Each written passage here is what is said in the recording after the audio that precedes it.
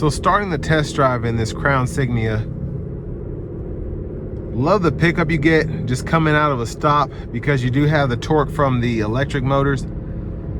Feels very peppy even without giving it too much. I think I'm just in the normal mode now, or was that custom? I was in the custom mode, so I'm gonna put it into the eco mode for now. But the engine kind of dials back. It's very chill in here. Weird, I shouldn't say weird sound, but you get that hybrid sound coming from the engine bay. Just like a slight putter, not in a bad way, but if you've driven a Prius, you've driven a Chevy Volt, you know what I mean. Just happens when you have either an eCVT or a direct drive transmission. But ride is good. Sound acoustics in here so far are pretty good. And again, I can't say enough about the space you get here. Very roomy, very comfortable. For my wider stature, being a bigger person, very impressed by the space you get in here again.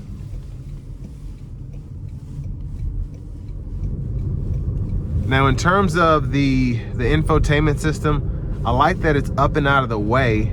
It's not too far to reach, but it is, you kind of get a widescreen feel. So it's a big screen, but it's not taking up a lot of space, and it just looks very clean over here in the dash.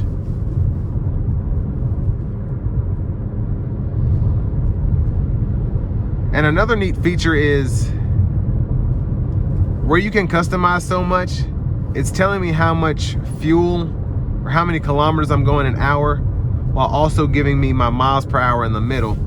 So for whatever reason you want to have both of those, you can without having to fool with anything. But this is rated for 39 city, 37 highway, which for the ride quality you get alone is pretty impressive. And this is kind of a replacement for the Toyota Avalon, and you get a lot of that feel here. You get a bigger car that just happens to be a hybrid, but it rides well, it's smooth. It really is just the 2025 version of the Toyota Avalon. And what's great about this is I think you get Toyota kind of coming for everybody, whether it's the EVs or the other hybrids of the segment, plug-in hybrids, and they're like, look, we make an incredible hybrid car, so we're gonna keep making incredible hybrids. And I think that's what you get here. You have your all-wheel drive capability in a hybrid, so improved traction, improved stability, but also when it lays the power down, it feels more tame as opposed to pushing from the back or pulling from the front.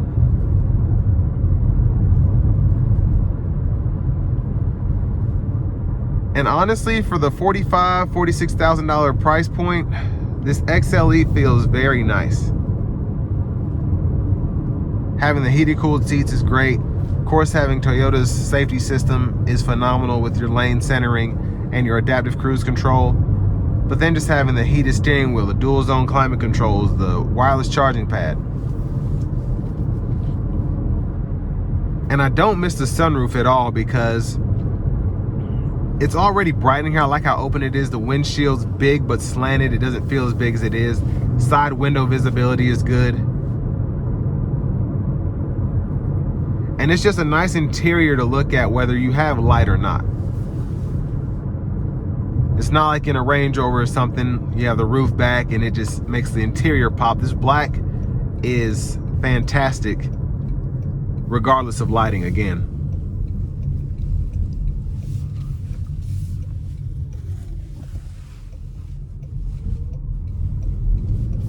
I'm gonna put it into sport mode and we're gonna see how it gets up to speed getting on the interstate here. Definitely not gonna thrash it, but I'm gonna give it a little something.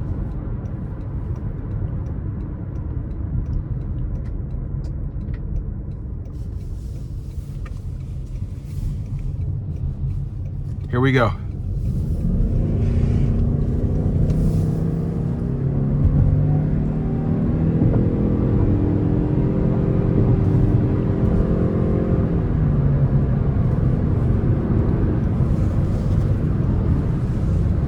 So having an electronic continuously variable transmission does have its perks.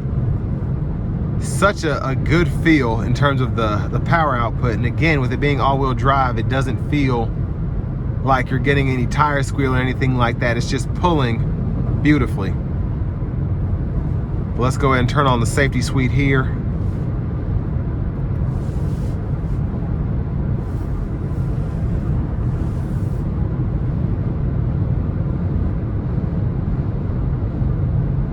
So doing 75 here on the interstate, really quiet in here, really quiet. Very impressed. And I had high hopes anyways from driving a Crown before, but also just when I was hitting those back roads, it was already quiet, but doing highway speeds here on a relatively windy day is, yeah, sound acoustics are incredible.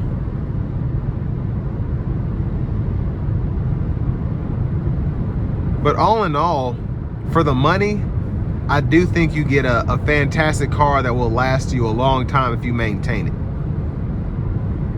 You have the 2.5 four-cylinder, which Toyota has shown, especially with the hybrid powertrain, you've seen these get 300, 400,000 miles like it's nothing. And you've seen some higher mileage examples as well. But you also get that feeling of luxury that I feel like was never really a thing for Toyota. And now, especially with the Signia, people like these. They're pretty to look at, they're pretty to drive, from the driver's seat at least, and it's just a very nice car. Now I want to give one more thank you to John Roberts Toyota for allowing me to review this Crown Signia today. Again, I'll leave a link below in the description. And if you're looking to find the best price on one of these closer to home, click on that second link down below. It takes 1 minute to fill out your info, and I'll make sure the local dealers are fighting to get you the best price on one of these or any new vehicle you might be interested in. But final thoughts, not bad for the price. Really no complaints about the car at all. And it's very nice. And with all that being said, this will bring me to the end of my review of this 2025 Toyota Crown Signia.